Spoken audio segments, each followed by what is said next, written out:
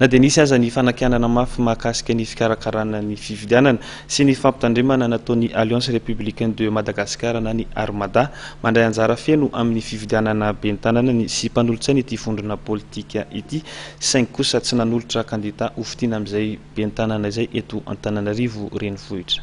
Tsisy nanolotra candidat eto Antananarivo renivohitra ny Alliance républicaine de Madagascar Armada izay ivodronan'ny Avana, ny Mapar, ny MMM, ny Atoko Maitso ary Iaraka Isika.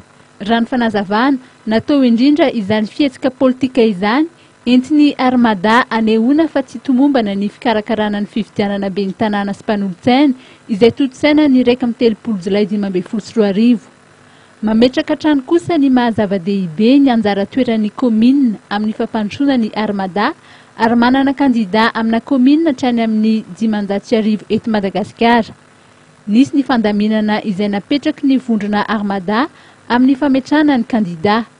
Ho an'ny commune ambanivohitra Ankadikely Ilafy manokana dia nilisitra avy amin'ny Mapar izay tarihiny Rajona Fidso Mirana no atolotra izy ireo.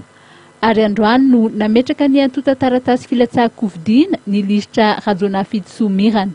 Tao amin'ny perception zany nisy fotoana zany efa nikarakaran'ny dossier taty zahay nanao vérification rehetrarehetra taty amin'ny vaika dia efa nilamina le izy. Normalement tokony hoe nametraka dossier fotsiny androany maraina nefa rehefa tonga tany amin'ny perception dia nisy dossier tsy maintsy niforonina vetivety teo dia izay somary nataraiky azy. Angamba ny ambianareo en détail tsy dia azoko atao loatra satria amin'ny lafiny teknika amin'izareo le izy.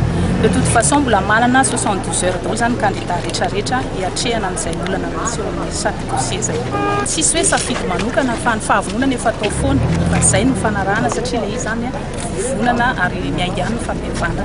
Fa tamin'ny 2010 no efa niomana ho candidat ben'ny tanàna Ankadikely fa fitiavan-tanindrazana ny tena nanosika efa vonona ny tena hampiatra sy hikarakara ny vahoaka ny faritra misy ny tena. Tsy mandray anjara amin'ny fifidianana ben'ny tanàna sy mpanolotsaina eto Antananarivo renivohitra ny Armada fa kosa mametraka kandida matanjaka izy ireo amina tanàn-dehibe hafa.